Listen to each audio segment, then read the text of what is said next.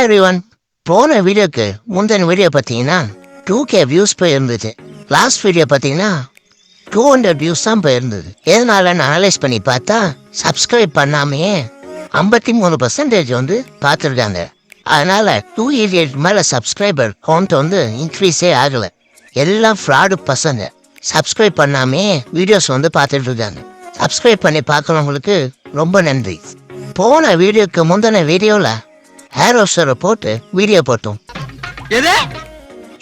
ஹேரோசர் கூட ஃபோட்டோ எடுத்து அதே வீடியோவில் போட்டோம். அதனால 2K வியூஸ் போயிருக்கும்னு நினைக்கிறேன். என் ஃப்ரெண்டு கூட அதே தான் நினைச்சான். என் ஃப்ரெண்டு இன்னொன்னு சொன்னான், உங்கள் வாய்ஸ் என்ன அரவிந்த்சாமி வாய்ஸா, நிறைய வியூஸ் போட்டுது, சோசியல் மீடியாவில் ட்ரெண்டிங்காக இருக்க வாய்ஸ் எடுத்து வாய்ஸ் சேஞ்ச் ஓவர் பண்ணி வீடியோ போடுங்க, அப்பயாச்சும் வியூஸ் இன்க்ரீஸ் ஆகுதா பார்க்கலாம் அப்படின்னு அட்வைஸ் பண்ணான். என்னையா ஓவரா பேசுறான தவிர கண்டென்ட்குள்ளே தான் வரேன், வெயிட் பண்ணுங்க. செந்தில், குணா, வேலு இவங்க எல்லாரையும் அன்பு வாழ்க்கையோட இணைக்கிறது ராஜன் தான். இதில் அந்த அன்பு யாரும் தானே யோசிக்கிறீங்க? வேற யாரு? நான் தான். மார்க்கெட் வியாபாரிகளுக்காக கட்டுமரத்தில் பைக் இன்ஜின் வச்சு கடலுக்கு போய் பெரிய பெரிய கப்பல்களில் ஊக்கடிச்சு வெளிநாட்டு பொருள்களை இறக்கி எடுத்துட்டு வர்றது தான் ராஜனோட வேலை. இந்த ராஜன் கேரக்டர் தான் என்னுடைய ஸ்கூல் ஃப்ரெண்ட் சாம்ராஜ். சாம்ராஜ் வந்து 9 months ஃபர்ஸ்ட் ஒய்ஃபோட இருப்பார், ரிமைனிங் 3 months செகண்ட் ஒய்ஃபோட இருப்பார். ரொம்ப ஷாக் ஆகுதுங்க. ஃபர்ஸ்ட் ஒய்ஃப்ன்றது அவருடைய ஒர்க்கு தான். அவர் வந்து ஷிப்பில் ஒர்க் பண்ணுறாரு. அதனால் 9 months ஷிப்பில் இருப்பார், 3 months அவர் ஃபேமிலியோட சென்னையில் இருப்பார். 11th and 12th ஸ்கூல் ஃப்ரெண்ட்ஸோட நாங்கள் வந்து மீட் பண்ணுவோம். இந்த ஃபோட்டோஸ்லாம் வந்து லாஸ்ட் 3 to 4 years என்னுடைய ஸ்கூல் பேட்ச்மேட்ஸோடு நான் எடுத்த ஃபோட்டோஸ். எல்லா குரூப்பில் இருக்க சேலஞ்சஸ் தான் இந்த குரூப்லேயும் இருக்கும். நிறைய பேர் வரணுவாங்க, அப்புறம் வரமாட்டாங்க. ஏலகிரி அங்கே போகலாம், ஒன் டே ட்ரிப் மாதிரி போயிட்டு வந்துடலாம் அப்படின்னு சொல்லிட்டு ஏலகிரியை பிளான் பண்ணோம். செந்தாழம் பூவில் வந்தாடும் தென்றல் என் மீது மோதுதம்மா.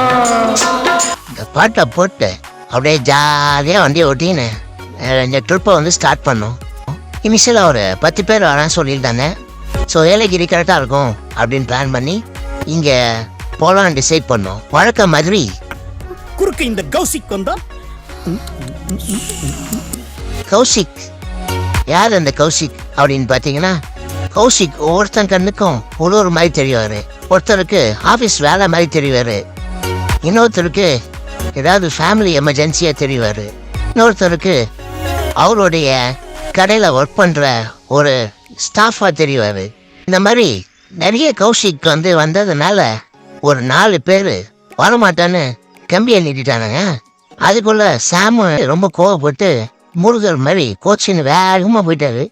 அங்கேருந்து ஃபோனை போட்டு, மச்சான் அருமையான பிளேஸு, பக்கா ஸ்பாட்டு, சீக்கிரம் வந்து தொலைங்களான்னு அவன் கற்க. இவர் யாரு என்னுடைய ஸ்கூல் ஃப்ரெண்ட்ஸ்லாம் தெரியாது. இவர் வந்து சாமோட ஃப்ரெண்டு. இங்கே ஒரு வெட்டிங்காக இங்கே சென்னைக்கு வந்திருந்தார். நாங்கள் அதை கேன்சல் பண்ண சொல்லிட்டு ட்ரிப்புக்கு வாங்க அப்படின்னு சொல்லி ட்ரிப்புக்கு கூப்பிட்டு போயிட்டோம். ரெசார்ட்டுக்கு போயிட்டு ரெசார்ட்டோட வீடியோலாம் எடுத்து போட்டால் வேற லெவலில் இருக்கு. ஆனால் நம்ம லக்ஷ்மிக்கு தான் அது பிடிக்காம போச்சு. யார் அந்த லக்ஷ்மி பார்க்குறீங்களா? என்னோட வீல் சேர் தான். இந்த மாதிரி இடத்துல வீல் சேரில் நான் எப்படி போகிறது அப்படின்னு சொல்லி லக்ஷ்மி கோச்சிக்கிட்டாரு. இந்த ரெசார்ட்டை பார்த்தா மைக்கேல் மான காமராஜன்ல வர கிளைமேக்ஸ் பங்களா மாதிரி இருக்குது. இன்னொருத்தர் ஆக்சுவலாக பிக்கப் பண்ணிட்டு போகிறதுனால எங்களுக்கு டைம் ஆயிடுச்சு. XL6 வந்து மகர் பண்ண ஆரம்பிச்சிச்சு. எக்கோல் இண்டிகேட்டர் வந்து டேஷ்போர்டில் எரிஞ்சிட்டே இருந்தது. இதனால வண்டி 60க்கு மேலே போக மாட்டான்னு சொல்லிட்டான். இது என்னப்பா, இது ஒரு புது தலைவலியாக இருக்கு அப்படின்னு யோசிச்சு கண்ணாடியை திருப்பி பார்க்குறோம், விண்டோவை ஏற்றி பார்க்குறோம். அப்போ கூட வண்டி 60க்கு மேலே போவே இல்லை. ஏதோ ஓரளவுக்கு தட்டு தரு மாதிரி வண்டியை ரெடி பண்ணி ஆம்பூர் வரைக்கும் போயிட்டோம்.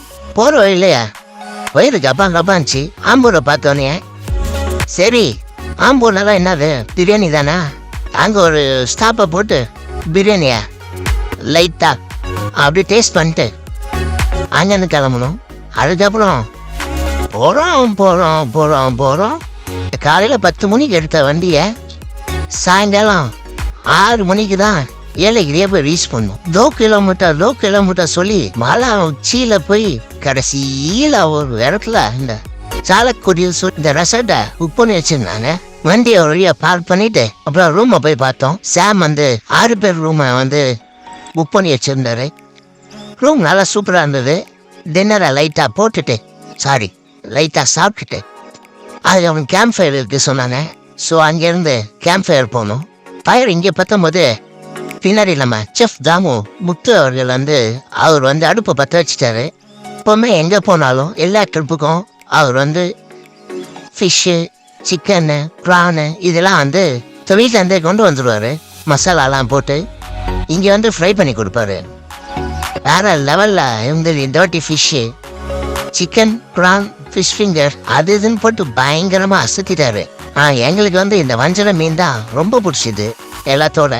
இந்த வாட்டியும் எங்கள் செஃப் தாமு முத்து பயங்கரமாக கலக்கிட்டாரு. அப்புறம் கேம்ப் ஃபயராக இந்த சைடு டான்ஸ் எல்லாம் போட்டு ஒரே கூத்து கும்பலமாக இருந்தது.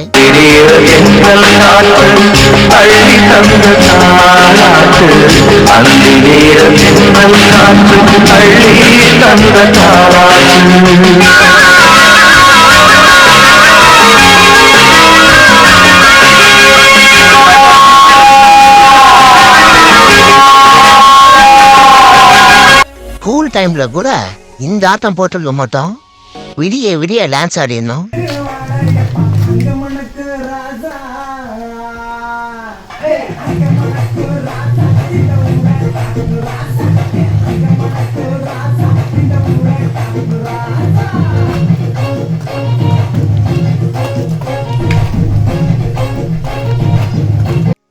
காலையில் ஏஞ்சி பார்த்தா சரியான மழை பெய்யுது.